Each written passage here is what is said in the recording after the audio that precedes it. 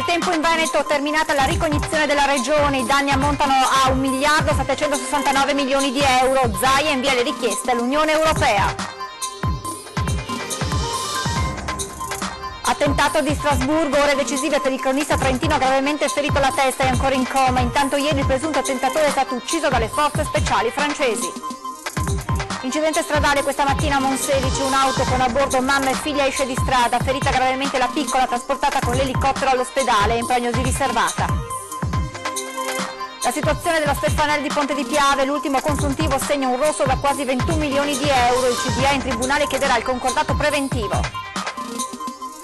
Ancora un episodio razzista durante un incontro di calcio di terza categoria nel veneziano, un tifoso ha rivolto insulti all'arbitro indiano, torna a vendere elefanti in Bangladesh, ha urlato dagli spalti. Duro monito del vescovo di Treviso alla politica durante gli auguri di Natale a proposito dei migranti, rivolgendosi agli amministratori ha definito anticristiano rifiutare aiuto a chi lo chiede.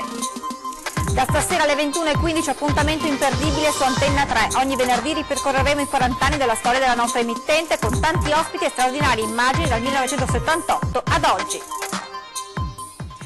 Buongiorno e ben ritrovati con la prima edizione dei telegiornali di Antenna 3. In primo piano dunque la conta dei danni per il maltempo in Veneto, maltempo di fine ottobre, inizio novembre, terminata la ricognizione, la somma che ora il governatore Zaia ha inviato all'Unione Europea ammonta ad 1.769 milioni di euro.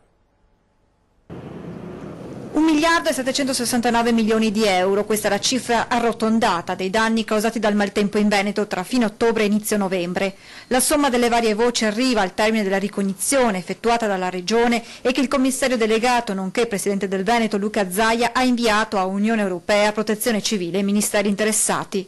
Scorrendo le diverse aree di intervento saltano subito all'occhio gli oltre 838 milioni 750 mila euro che fanno riferimento ai costi per il rifacimento ponti, strade comunali, regionali e statali, opere idrogeologiche come briglie e ripristino idraulico dei fiumi e ancora ripristino versanti franosi, allontanamento alberi caduti, rifacimento acquedotti, impianti illuminazione pubbliche, piste ciclabili, parchi comunali.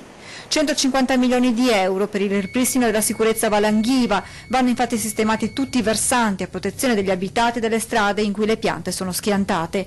Ammonta invece ad oltre 185 milioni di euro la spesa per il ripristino soprassuolo boscato e la piantumazione dei boschi possibili. Oltre 141 milioni il valore della perdita del legname schiantato, circa 51 milioni quella dei redditi provenienti dai boschi per 10 anni. Queste sono alcune delle voci che hanno portato alla somma totale di 1.769 milioni di euro.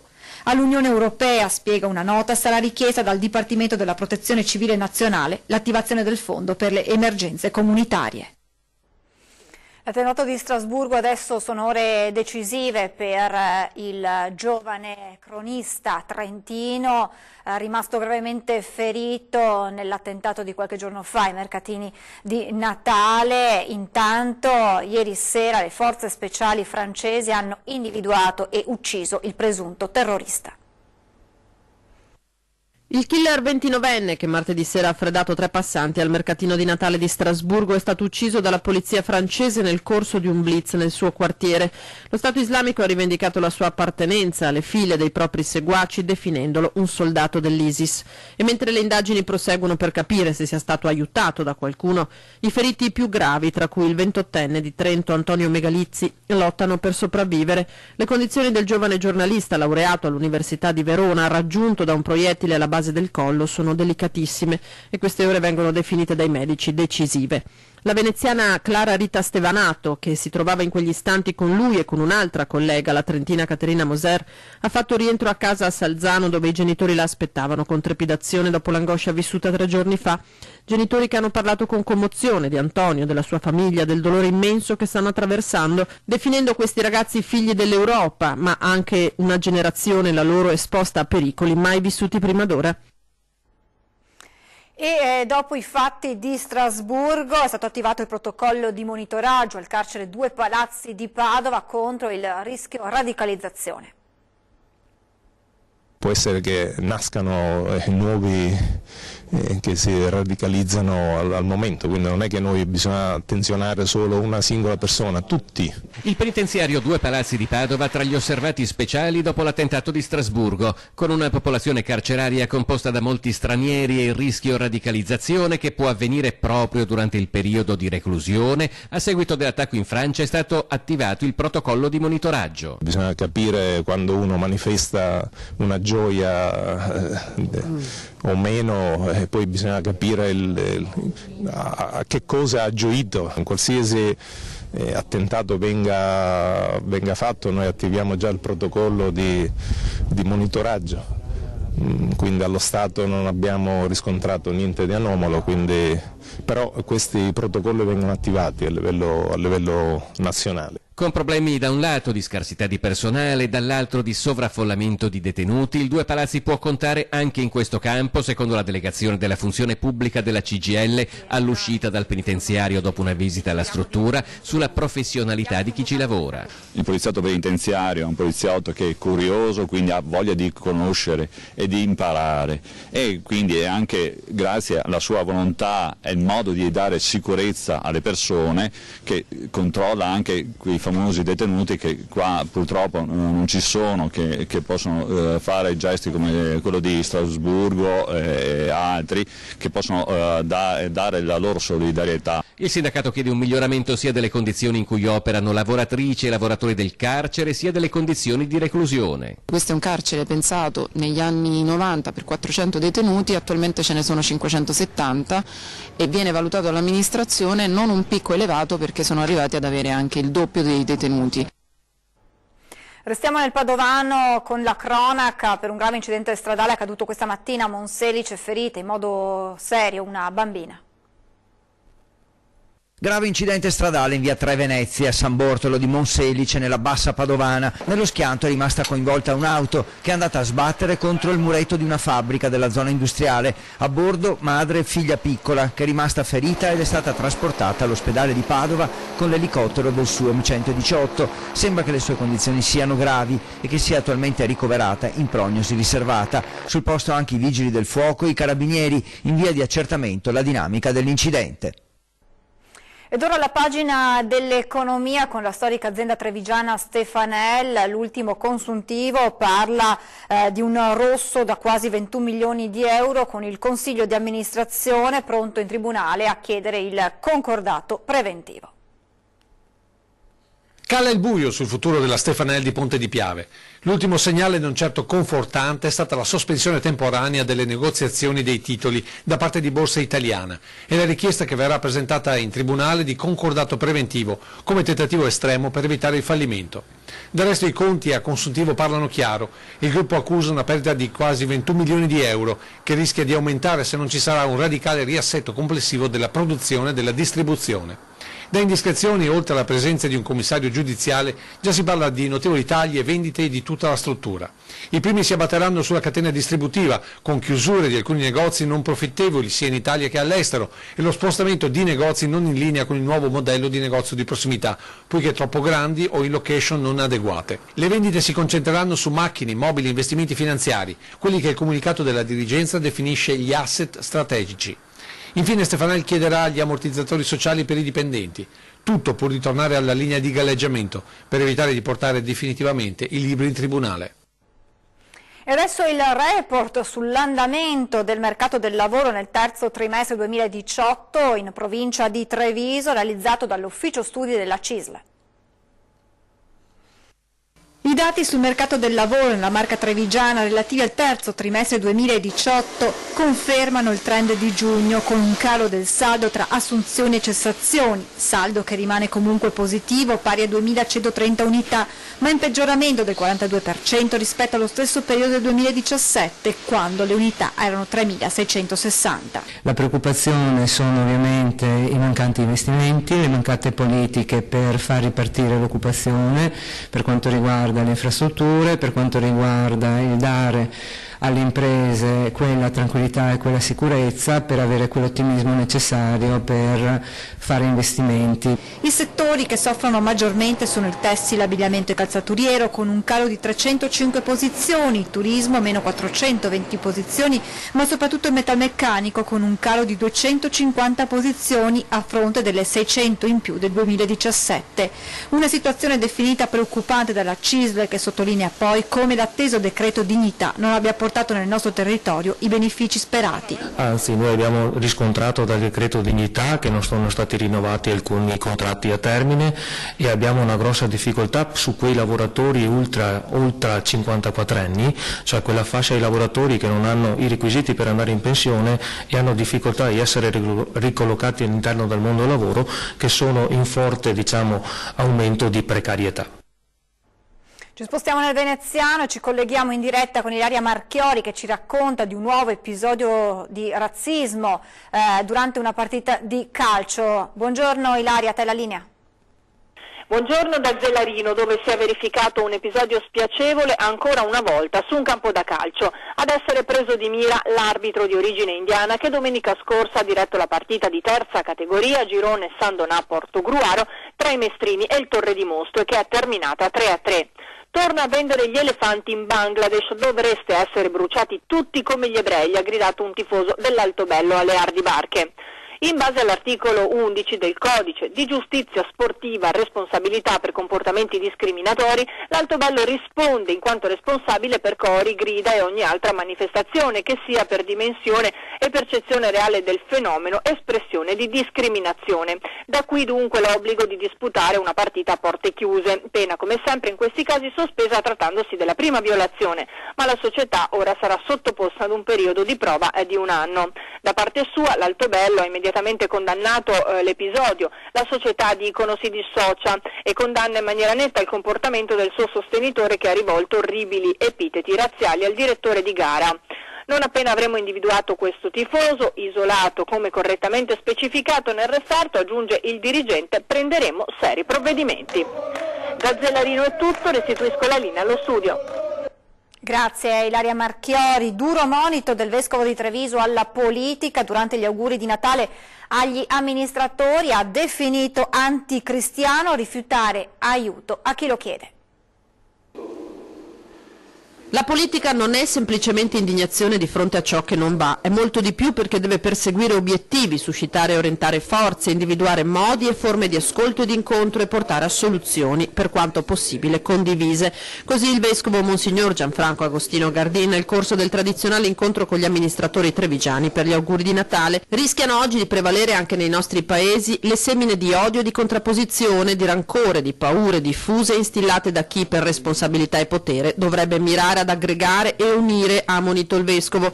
Diseducativi e ingiusti sono i condoni, ha detto, i liberali sono le minacce alle libertà di stampa, anticristiane le scelte di rifiuto delle persone che chiedono aiuto.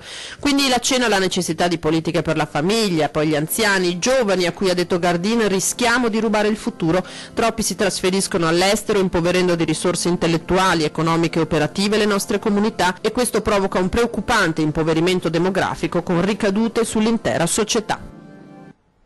Ed è sempre più polemica per i crocifissi e simboli religiosi nelle scuole, con i laici italiani che li definiscono emblema di sopraffazione. Se la prendono anche con l'assessore regionale Elena Donazzana.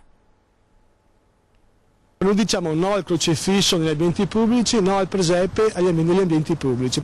Anche i laici del veneziano contro i crocifissi e tutti i simboli religiosi cristiani nelle scuole, municipi e prefetture, solo per citarne alcuni. Ma non basta, stop anche alle recite natalizie che parlano della natività.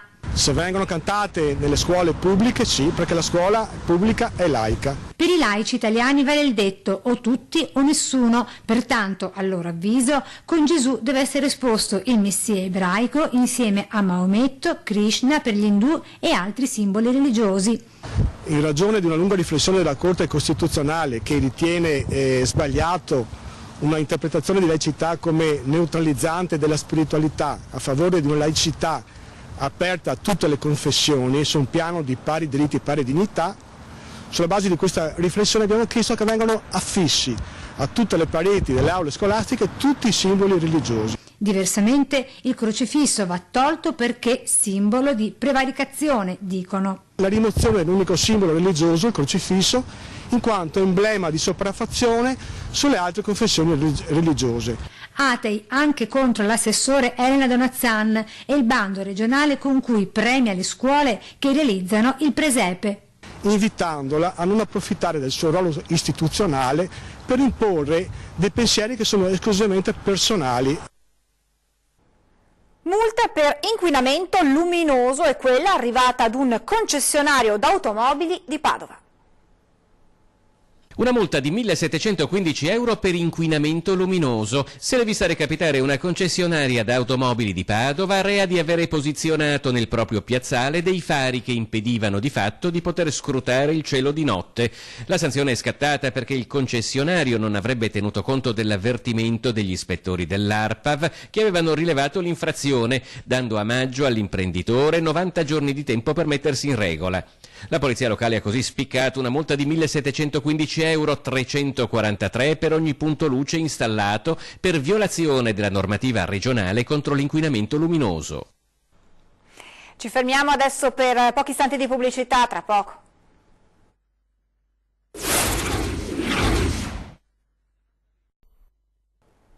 Di nuovo in diretta con la grande musica che va a braccetto con la solidarietà nel concerto natalizio offerto dall'amministrazione comunale di Venezia ai suoi cittadini. And so this is Christmas.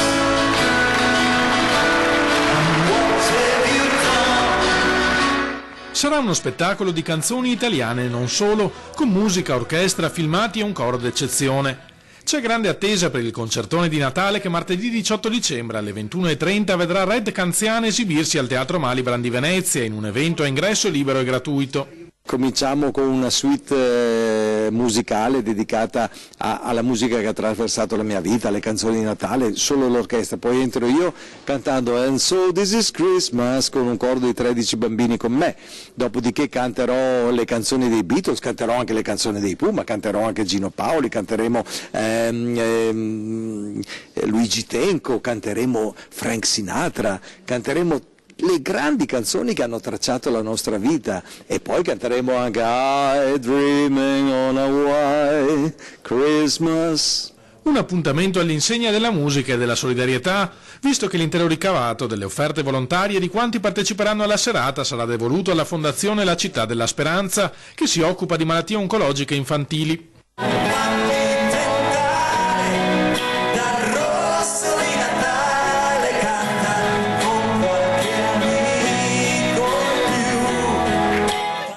Tutti i costi del concerto, che vedrà sul palco del Malibran 30 professionisti tra orchestra, coro e cantanti, saranno ammortizzati dagli sponsor, in modo che l'intero ricavato possa essere devoluto alla fondazione i cui 300 ricercatori si occupano dello studio di patologie infantili e di protocolli di cura. Natale è perfetto per fare un concerto come questo, che è dedicato a chi è meno fortunato di noi, a raccogliere dei fondi per un centro come la Città della Speranza, che è un centro di ricerca straordinario a livello nazionale, non è più una realtà veneta. E adesso parliamo un po' di noi, perché tra pochi giorni Antenna 3 taglia il traguardo dei 40 anni di trasmissioni. Da questa sera, in prima serata, dalle 21:15, inizia un nuovo programma 40 che ripercorre la storia di questi 40 anni della nostra emittente, ma anche dei fatti accaduti sul nostro territorio. E lo faremo insieme a volti noti, protagonisti dei servizi che manderemo in onda. Abbiamo scavato nel nostro archivio storico con le immagini, le interviste dal 1978 ad oggi. Il 18 dicembre infatti del 78 veniva acceso il primo trasmettitore di Antenna 3. Sarà l'occasione dunque per fare un salto nel nostro passato, della nostra emittente, ma anche nel passato di tutti voi. Appuntamento dunque a partire da questa sera ogni venerdì alle 21:15 su Antenna 3. Siamo alla nostra rubrica dedicata ai presepi, andiamo a Mestre per vedere quello realizzato dalla famiglia Brandolisio.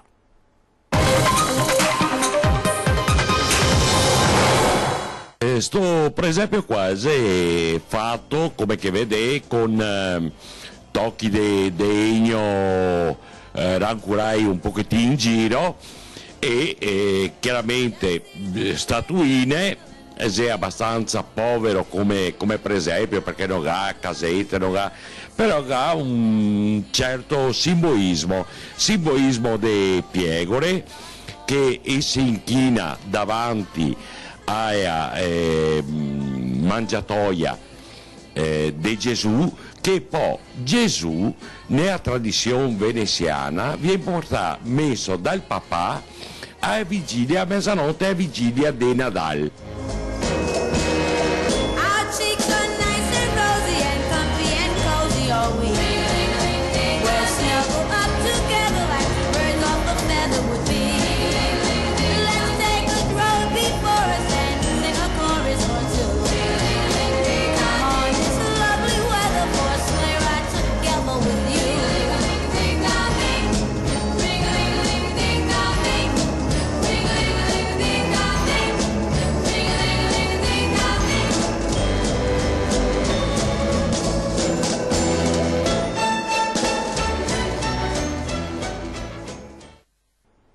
Ricordo che anche voi potete mandarci le immagini dei vostri presepi o segnalarci le vostre creazioni, poi verremo con le nostre telecamere a riprenderli. Potete dunque chiamarci o inviarci i filmati al numero, all'indirizzo mail che vedete in sovraimpressione.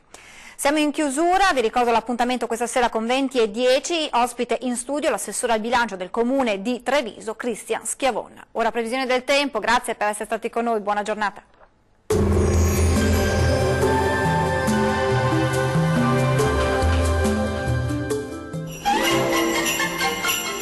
Fresco e Vario, i surgelati di prima qualità, vi augurano buone feste.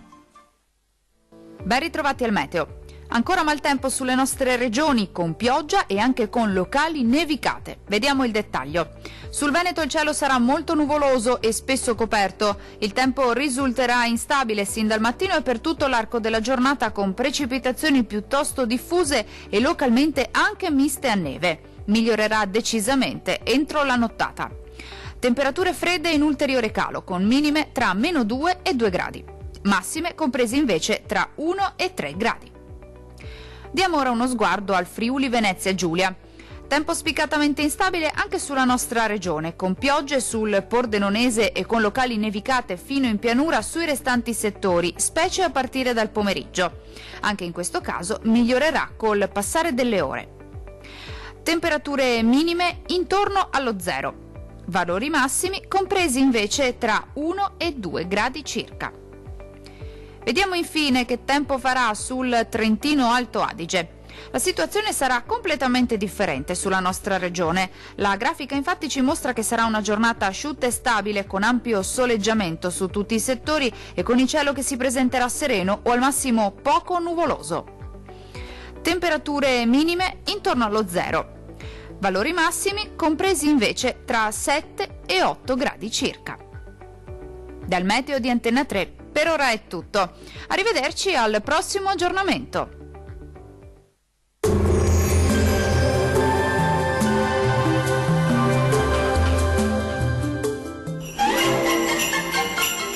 Fresco e Vario, i surgelati di prima qualità, vi augurano buone feste.